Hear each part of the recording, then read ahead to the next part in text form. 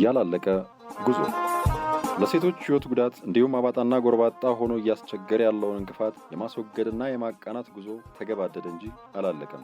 ያላለቀ ጉዞ ፖፑሌሽን ሚዲያ ሴንተር ከተባበሩት መንግስታት ድርጅት የስነ ስብ ፈንድ UNFPA ጋር በመተባበር በሲዳማ ትምህርት ቀረጻና ማሰራጫ ጣቢያ ዘወትር ቅዳሜ ከ4 ሰዓት ተኩል እስከ 5 ሰዓት አዝናኝና አስተማሪ ፕሮግራም ያቀርብላችኋል። ያላለቀ ጉዞ ይህ ፕሮግራም በዋናነት ጾታን መሰረት ያደረጉ ጥቃቶችን መከላከልና ሌሎች ጎጂ ድርጊቶችን ማስቀረት ላይ ትኩረት ያደርጋል። ፕሮግራሙ በማህበረሰቡ ዘንድ ስር የሰደዱ ጾታን መሰረት ያደረጉ ጥቃቶችና ሌሎች ጎጂ ድርጊቶችን መከላከልና ማስቀረት የሚያስችሉ መፍትሄዎችንም ይዳስሳል፣ ይመክራል፣ እንዲሁም የእናንተን አስተያየት ወደ እናንተው ያቀርባል። ያላለቀ ጉዞ። እንዴት ከረማችሁልን ውድ አድማጮቻችን? እኛ ያላለቀ ጉዞን ልክ በሰዓታችን ይዘን መተናል። እናንተም ፕሮግራማችንን ለመስማት በጉጉት እየተጠባበቃችሁ እንደሆነ ተስፋ እናደርጋለን። የስልክ መስመራችን 0944 088998 ላይ እየደወላችሁ ሀሳብ አስተያየታችሁን አድርሱን። ሁሌም ፕሮግራማችንን አዳምጡ። ምርጥ ቅንብሮችን አሰናድተን የእናንተን ጆሮ እንጠብቃለን። እናንተም አብሮነታችሁ ከኛ ጋር እንደሚሆን እምነታችን ነው። ዘወትር በዚህ ሰዓትና በዚህ ቀን ያላለቀ ጉዞን ትሰማላችሁ። አንድ መረጃ አለኝ። ዛሬ ደግሞ እስኪ ስለ ጠቃሚ ባህላዊ ድርጊቶች ጥቂት ልበላችሁ። ጠቃሚ ልማዳዊ ድርጊቶች ማለት ወይም ጠቃሚ ልማዶች ማለት በማህበረሰብ ውስጥ አወንታዊ ተጽዕኖን የሚያሳድሩና አንድነትን፣ መተባበርንና መከባበርን የሚያጠነክሩ ባህሎች ናቸው። ለምሳሌ እርስ በርስ መረዳዳት፣ ሽምግልናን በመጠቀም ግጭቶችን መፍታት፣ እንግዳ ተቀባይነት። ሌላው ማህበራት፣ ለምሳሌ እድርና እቁብን ማንሳት እንችላለን። ለአረጋውያን ክብር መስጠት፣ በበዓላትና በሀዘን ጊዜ መተባበር። እነዚህ ልማዶች ማህበራዊ አንድነትን ያጠናክራሉ፣ ሰላምና አብሮነትንም ያበረታታሉ። ስለ ጠቃሚ ባህላዊ ድርጊቶች በጥቂቱ ይህንን ካልኳችሁ፣ እስኪ አሁን ደግሞ አንድ እንግዳ እንጋብዝና በደሴ ከተማ የሴቶች እውቀትን ለመጨመርና ሴቶች እርስ በርስ እንዲረዳዱ በሴቶችና ህጻናት መምሪያ ውስጥ እየተሰራ ያለውን ስራ እንግዳችን አስረድቶናል። እስኪ እንግዳችንን እንተዋወቀውና ወደ ውይይታችን እንለፍ።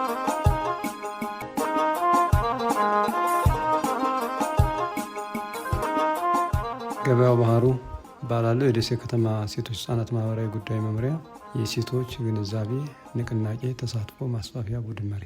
ምን ስራዎችን እየሰራችሁ ነው? እስቲ ከግንዛቤ ማስጨበጫ ጋር በተመለከተ የኛ በጣም በርካታ ስራዎች አሉ። ከ76 በላይ አክቲቪቲዎች አሉ፣ የስራ ሂደቱ ማለት ነው። የመጀመሪያው ተግባር ሴቶች እንዲደራጁ ግንዛቤ መፍጠርና በተለያዩ አደረጃጀቶች እንዲደራጁ፣ ለምሳሌ በሴቶች የልማት ህብረት፣ በሴቶች በገቢ ማስገኛ ስራዎች እንዲደራጁ እናደርጋለን። በልጃገረድ ክበብ፣ በስርዓተ ጾታ ክበቦች እንዲደራጁ እናደርጋለን። ከዛ ውጭ ደግሞ ጎጂ ልማዳዊ ድርጊቶችን በመከላከል ግንዛቤ እንፈጥራለን። የጥቃት ጋር በተያያዘ ግንዛቤ እንፈጥራለን። ከጥቃት ጋር በተያያዘ እስከ መጨረሻው ድረስ ምላሽ እንዲያገኙ የስነ ልቦና ምላሽ፣ ስነ ልቦና ድጋፍ፣ ኢኮኖሚካል ድጋፍ በተለያዩ ግብረሰናይ ድርጅቶችና መንግስት ጋር በመሆን የገቢ ማስገኛ ስራ ሲሰማሩ ደግሞ የመስሪያና መሸጫ ቦታ እንዲመቻችላቸው በማድረግ ስልጠና እንሰጣለን።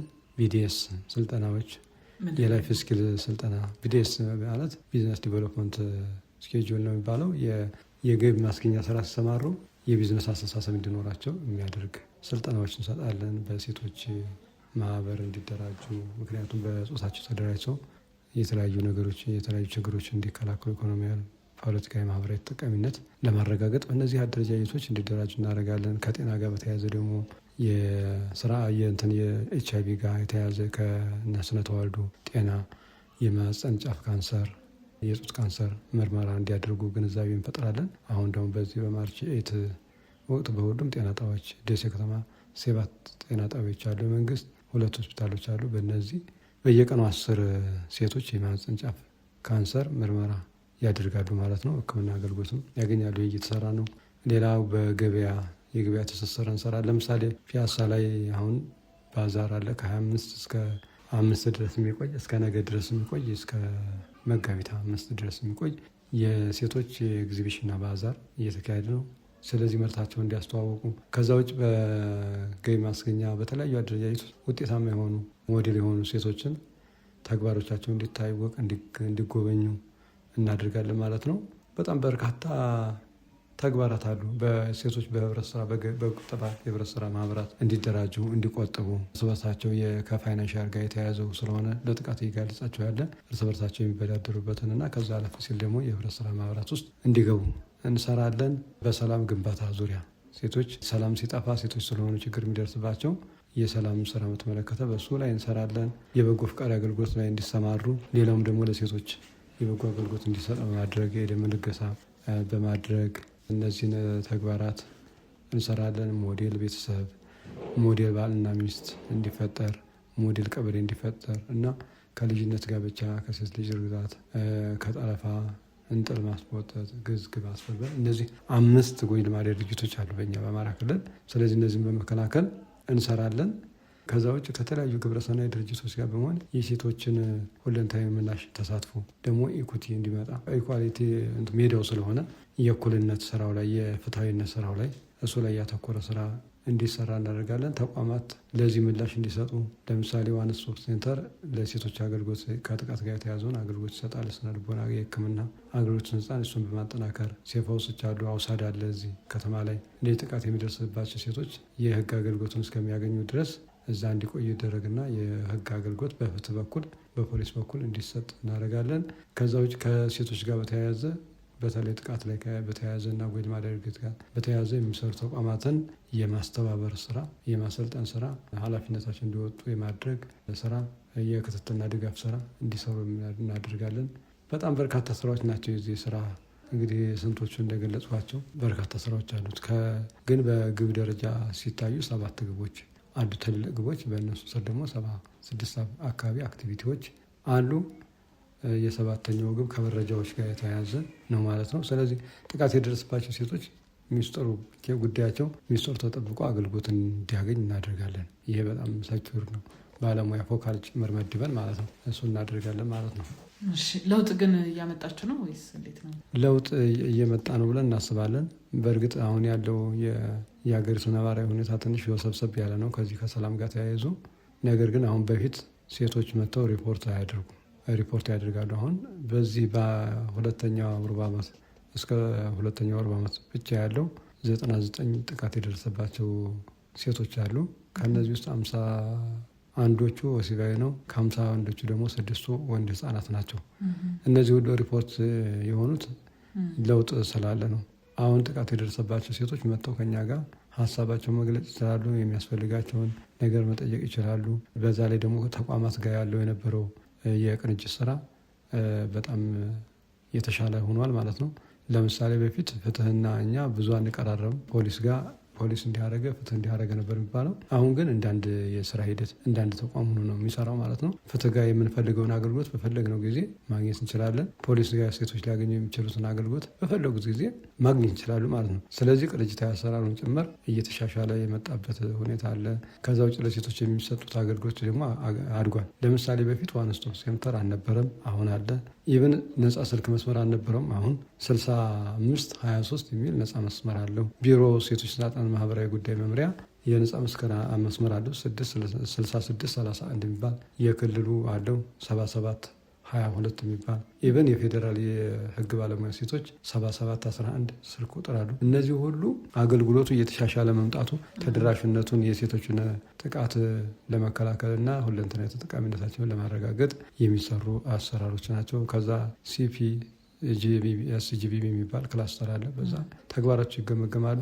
ከዛ ውጭ በዚህ ተግባር ላይ የተሰማሩ ደግሞ ግብረሰናይ ድርጅቶች የበለጠ ኃላፊነቱ እየተወጡ ነው የሚገኘው።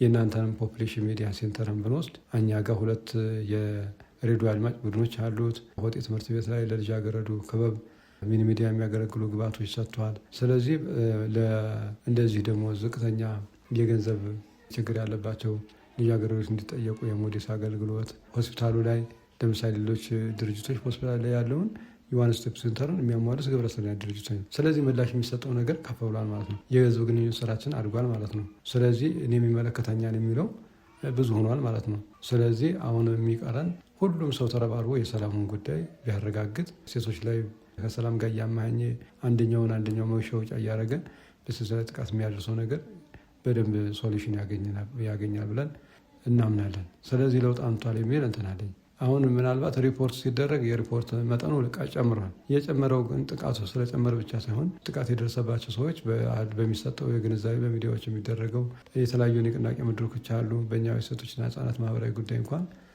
ከ11 በላይ ኩነቶች አሉ። በነዛ ኩነቶች ሁሉ ይሰራል። ሁሉም የልማት ህብረቶች 2500 በላይ የልማት ህብረቶች አሉ። የሴቶች የልማት ህብረት ማለት በእያንዳንዳቸው የልማት ህብረቶች ስር 30 ሴቶች አሉ። እነዚህ ሴቶች አንዱ ጥቃት ነው የሚከላከሉት፣ ሌላ ገቢ ማስገኛ ቁጠባ ነው፣ የስራ እድል ፈጠራ፣ ጎይን ማድረግ ድርጊት መከላከል፣ እንደዚህ በጣም በርካታ የሆኑ ስራዎች አሉ። እነሱን ይሰራሉ። እነሱ ሁሉ የዚህ ስራ ተደራሽነቱን የምናሳድግበት ነው። በዛ ላይ ደግሞ ሴቶች ፌዴሬሽን የሚባል አለ። እሱ ይህን ስራ ይሰራል። ሴቶች ማህበር የሚባል አለ። ይህን የስራ ተግባር ይሰራል። ኢቨን ከመንግስት ጋር እንኳን ከፖለቲካ ላይ የሚሰራው የሴቶች ክንፍ የሚባለው ይህን ተግባር ይሰራል። ስለዚህ ይህን ተግባር የሚሰሩ በጣም ጨምረዋል። ከዛ ውጭ ደግሞ በጣም ብዙ መስራት ያለብን ነገር ሊኖር ይችላል። ከካልቸር ቼንጅ ጋር ተያይዞ ከጦርነቱ ጋር ባለው ደግሞ የማህበረሰቡ የቦንድ ትስስሩ ትንሽ የመላላት ከ2013-14 ከተካሄደው ጦርነት የሰሜኑ ጦርነት ከዛ በኋላ ትንሽ እንትን ያሉ ነገሮች አሉ፣ የተለወጡ ነገሮች ማለት ነው። እነሱን ወደ ነበሩበት ለመመለስ የሰላም ጉዳይ ዋና ስራ መሆን አለበት። ሴቶች ደግሞ ዋና ስራቸው አድርገው እየሰሩ ነው። ደሴ ከተማ እስካሁን ድረስ ባለንበት ሁኔታ ኖርማል ነው። የሰላም ችግሩን አንጻራዊ በሆነ መንገድ በየአጎራቤት ያለው ተጽዕኖ ካልሆነ በቀር ከተማችን ላይ ሁሉም በቅንጅት እየሰራ ነው። ለዚህ ደግሞ የሴቶቹ ሚና ከፍተኛ ነው።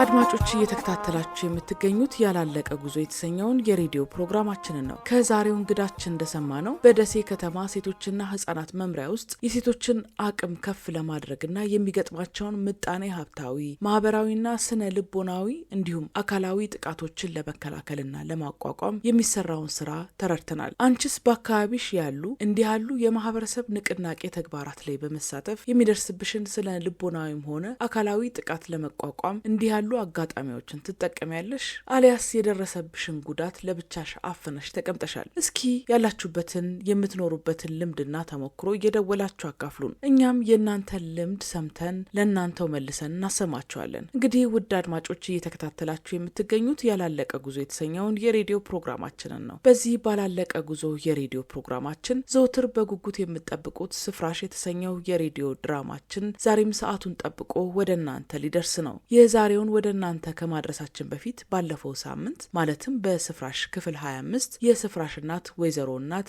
የልጃቸው የስፍራሽ ጉዳይ አሳስቧቸዋል። ቤታቸው ማልዶ ለመጣው የስፍራሽ ጓደኛ ተገኑ ስፍራሽ ባህሪዋ ተቀያይሮብኛል፣ ላማክር እፈልጋለሁም ብለውታል። እሱም እንዴት ስፍራሽ የሌለባትን ባህሪ አመጣች ሲል ግራ ተጋብቷል። የስፍራሽ እናትም የልጄ ንቃቷ፣ ትጋቷ፣ ታዛዥነቷና ልጅነቷ ርቋታል፣ ልጄን ምን እንደነካት አላውቅም እያሉ ነው። የስፍራሽ ጓደኛም ስፍራሽ ከዚህ ውጪ እንደሆነች ለስፍራሽ እናት አስረድቷቸዋል። በዚህ መሀል የስፍራሽ እናት ወንድ ልጃቸው በህይወት እንዳለ ሰምተው ቤቱን በእልልታ አቅልጠውታል። እንግዲህ የባለፈው ሳምንት ስፍራሽ ድራማችን ይህን ይመስል ነበረ። ዛሬ ደግሞ ተከታዩን ክፍል አሰናድተን የእናንተን ጆሮ እየጠበቅን ነው። ያላለቀ ጉዞ የሬዲዮ ፕሮግራማችንን አዳምጡ፣ ሀሳብ አስተያየታችሁን ስጡን። እስኪ ዛሬ ደግሞ ተከታዩን ክፍል እናስደምጣችሁ። ስፍራሽ ክፍል 26ን በአክብሮት ተጋበዙልን። የድራማው ጸሐፊ አንለይ ጥላሁን ነው። ስፍራሽ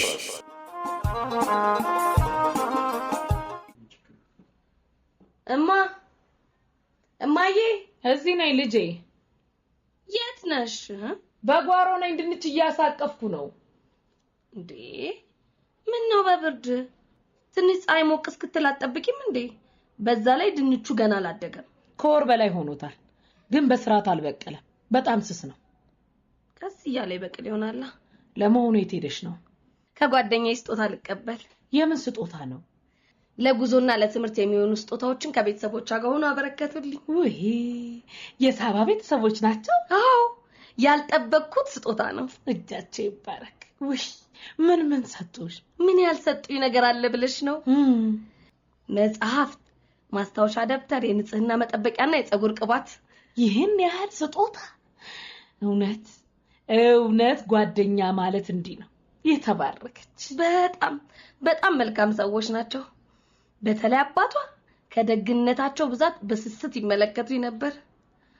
በአንቺ ላይ ትልቅ ተስፋ ጥለንብሻል፣ ሰፈራችንን የምታስጠሪ ነሽ፣ ውጤትሽን አስጠብቀሽ ጨርሺ አላሉኝ መሰለሽ? የእናት አድባር ተጠብቃቸው፣ ዘራቸውን ታብዛላቸው። አሜን። እስኪ ቡና ቆይ ልጄ። እማ የበቀደሙ ቡና ያለቀ መሰለኝ። ሌላ ቡና ተገዝቷል እንዴ? አዎ ትናንት ገዝቻለሁ። በዚያውም ዳቦ ጋግሬ ነበር። እስኪ ሞቅ ሞቅ አድርጊው። እሺ፣ ግን ቁርስ ዳቦ በቡና ብቻ ነው? የቡና ቁርስ ይሆናል ብዬ ነው። ቶሎ ስለምንመለስ ምሳ እንበላለን። በእርግጥ ምሳ ሰዓት እየደረሰ ነው። ይሁን ጥሩ ብለሻልማ። ወይ ጉድ! ምን አጉድ ነኝ ማካችሁ። በሌላ ቤት እንደዚህ መመጻደቀው ያገኘሁትና የቀረበልኝን ቀማምሼ ዝም አልልም። ምን አልሽ ልጄ? አናገርሽ? አይ ማየ እዚሁ ነው ከራሴ ጋር። ከራስ ጋር ማውራት ጥሩ ነው። አንዳንዴ መቼስ ምን ይደረግ። አይ ረሳሁት። ያ ማን ነው ጓደኛሽ? ማን ነበረ ስሙ? ማን ነው እሱ? ያጠይሙ የወንድ ጓደኛ ማን ነው ደግሞ? እጭ ያብሮሽ የሚማረው ወይ አፌ ላይ እኮ አሃ ተገኑ ነው? አዎ ተገኑ። እሱ መጥቶ ነበር። ለምን? ምን ፈልገው ነውማ? መንገድ የምንጀምርበት ቀን ነገ ወይም ከነገ ወዲያ ስለሚሆን ተዘጋጂ ብሎሽ ሄዷል። ወይ የኔ አስታዋሽ ቅን ሰው እኮ ነው። ታዲያ አይደውልም ነበር? ምን አውቄ። ቁጭ በልና ተጫወት ብለው የምሄድበት አለ ብሎ ብዙም ሳይቆይ ሄደ። የሚሰናበተው ዘመድ ይኖረው ይሆናል። ታዲያ የቀሩትን እቃዎች መቼ ልትገዢ አሰብሽ? በቂ ነገር አለኝ። ማለቴ ምንም መግዛት ፍላጎት የለኝም። ኤዲያ ሁሌ አዲስ። ባለፈው ምን ተነጋግረን ነበር? ቢሆንም ትቻለሁ። ቦርሳም ሆነ ልብስ አለኝ። እኔ በህይወት እያለሁ ልብስ ሳትቀይሪ ልትሄጂ ነው? በጭራሽ አይሆንም። ደግሞ ትርፍ ነገር ምን ይሰራልኛል? ሁሉም ነገር አለኝ። በይ ተነሽ እንሂድ። በዛውም የወንድምሽን መጥፋት ለፖሊስ እናሳውቃለን። ምን? አንቺ ብትደብቂኝም ጉዳዩን ተገኑ ነግሮኛል። መደበቅ ምናምን እኮ አይደለም። ታዲያ ለምን አልነገርሽኝም? ይህን ያህል ቀን በር እያየው ጨከነሽ ዝም አልሽኝ አንቺ። እማዬ ይኸውልሽ እንደሱ አይደለም። ጊዜው ሲደርስ እነግርሻለሁ ብዬ እኮ ነው። አንቺስ ወደ ትምህርትሽ ልትሄጂ እያኮበኮብሽ ነው። ትክክለኛው ጊዜ መቼ ነበር? እሱስ ቢሆን ምን አስቀባጠረው? ወቀሳውን አቆዩ። እኔን ግን ደጋግመሽ እየበደልሽኝ እንደሆነ ግን ወቂ። እማዬ ደግሞ የምን መበደል አመጣሽ? ወንድሜ ከፈለሰበት ቦታ የመጣ ሰው መልእክት ልኮ ስለነበር ይመጣ ይሆናል ብዬ እኮ ነው። መምጣቱን መጠባበቅሽ በራሱ ክፋት የለው። ነገር ግን እኔ የማወቅ መብቴን ተነፍጊያለሁ። በጉዳዩ ላይ ተገልያለሁ። ለምን ልጄ ለምን? እማዬ ይኸውልሽ ድንጋጤሽን ለመቀነስ ብዬ ያደረኩት ነገር ነበረ። ነገር ግን ሳይሳካልኝ በመቅረቱ አዝኛለሁ። ማፈሪያን ጥሯት አለ ያገሬ ሰው። እንዴት ነው ነገሩ?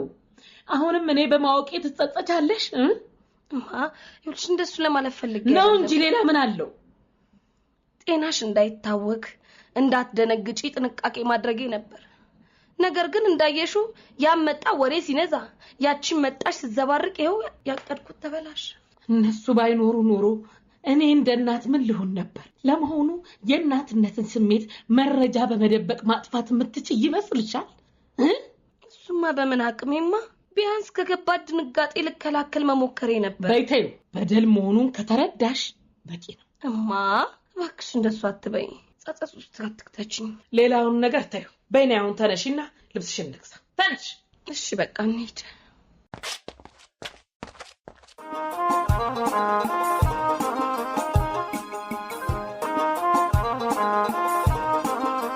አብራችሁን በመሆን ፕሮግራማችንን ስለታደማችሁ ምስጋናችን ከልብ ነው። እንግዲህ ስፍራሽ ክፍል 26 የሰማችሁትን ይመስል ነበረ። ስፍራሽ ከርቀት እናቷን እየተጣራች ነው። እናቷም አለሁ እያሏት ነው። ስፍራሽም የሳባ ቤተሰቦች ያበረከቱላትን ስጦታ ለእናቷ እያሳየች ነው። እናቷም ሳባንና ቤተሰቦቿን የተባረኩ ቤተሰቦች ናቸው እያሉ እያመሰገኗቸው ነው። ከዛም ለስፍራሽ ጓደኛዋ ተገኑ መጥቶ እንደፈለጋት ነግረዋታል። እናቷም ልብስ ሳትቀይሪ ወደ ትምህርት ተመልሰሽ አትሄጂም፣ ልብስ መግዛት አለብሽ፣ በዛውም የወንድምሽን ጉዳይ ለፖሊስ ማሳወቅ አለብን ብለው መረር ብለውባታል። የስፍራሽ እናትም በዚህ ጉዳይ ማለትም በልጄ ጉዳይ መብቴን ተነፍጌያለሁ በማለት እያማረሩ ነው። እንደ እናት መረጃ ከኔ መደበቅ የለበትም ነበር ሲሉ ልጃቸውን ወቅሰዋታል። ከዛም ልብስ ለመግዛት እናትና ልጅ ተያይዘው ወጥተዋል። እንግዲህ የዛሬው ስፍራሽ ድራማችን የሰማችሁትን ይመስል ነበረ። ሳምንት ደግሞ ተከታዩን ክፍል ይዘን እንመጣለን። አሁን ቀሪዎቹን ያላለቀ ጉዞ ዝግጅቶቻችንን አዳምጡልን። አድማጮች እየተከታተላችሁ የምትገኙት ያላለቀ ጉዞ የተሰኘውን የሬዲዮ ፕሮግራማችንን ነው። በፕሮግራማችን ላይ ያላችሁን ሀሳብ አስተያየት አድርሱን። እኛም ለእናንተ እንዲመጥን አድርገን ለእናንተው መልሰን እናቀርብላችኋለን። ሴቶች ካሉባቸው የማህበረሰብ ተጽዕኖዎች፣ በማህበረሰቡ በሚደረጉ ወግ ባህል ልማዶችና ጎጂ ባህላዊ ድርጊቶች የተነሳ ጾታን መሰረት ላደረጉ ጥቃቶች ሊጋለጡ ይችላሉ። እሱ ብቻ ሳይሆን ከወንድ አቻዎቻቸው እኩል የትምህርት እድልን እንዳያገኙ፣ የትምህርት እድልን ቢያገኙም እንኳን በትምህርታቸው ገፍተው እንዳይሄዱ በመንገዳቸው የሚገጥማቸው ወጣ ገባ ቀላል የሚባል አይደለም። ይህ ደግሞ ከወንድ አቻዎቿ እኩል የትምህርት ገበታ ላይ የምትገኝ ሴትን ቁጥር ጥቂት ያደርገዋል። ሴቶች ያሉባቸው የባህል ተጽዕኖዎች፣ ወግ ባህል ልማዶችና ያልተገቡ ድርጊቶች ያሰቡበት እንዳይደርሱ እንቅፋቶቻቸው ናቸውና ቤተሰብ፣ ማህበረሰብ፣ የእምነት ተቋማት እንዲሁም የህግና የፍትህ አካላት በጉዳዩ ላይ ተረባርበው መስራት እንዳለባቸው ለሁላችንም ግልጽ ነው። እናንተም ሴቶችን ከባህል ወግ ልማድ ተጽዕኖዎችና ካልተገቡ ልማዳዊ ድርጊቶች ለመጠበቅ የበኩላችሁ እንደምትወጡ እምነታችን ነው።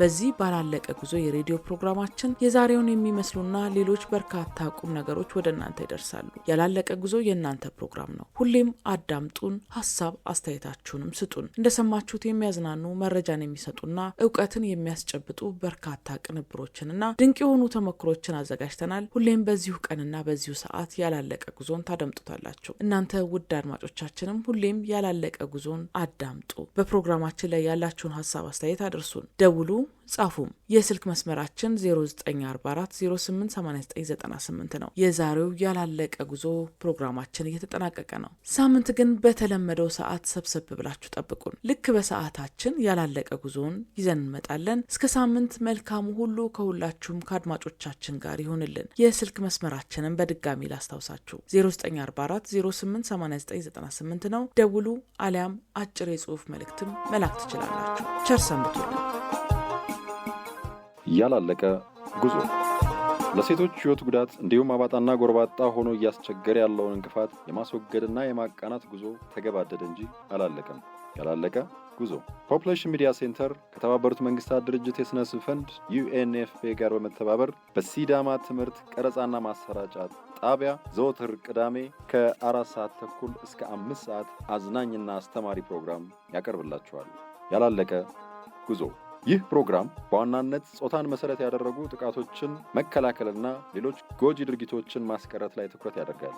ፕሮግራሙ በማህበረሰቡ ዘንድ ስር የሰደዱ ጾታን መሰረት ያደረጉ ጥቃቶችና ሌሎች ጎጂ ድርጊቶችን መከላከልና ማስቀረት የሚያስችሉ መፍትሄዎችንም ይዳስሳል፣ ይመክራል፣ እንዲሁም የእናንተን አስተያየት ወደ እናንተው ያቀርባል። ያላለቀ ጉዞ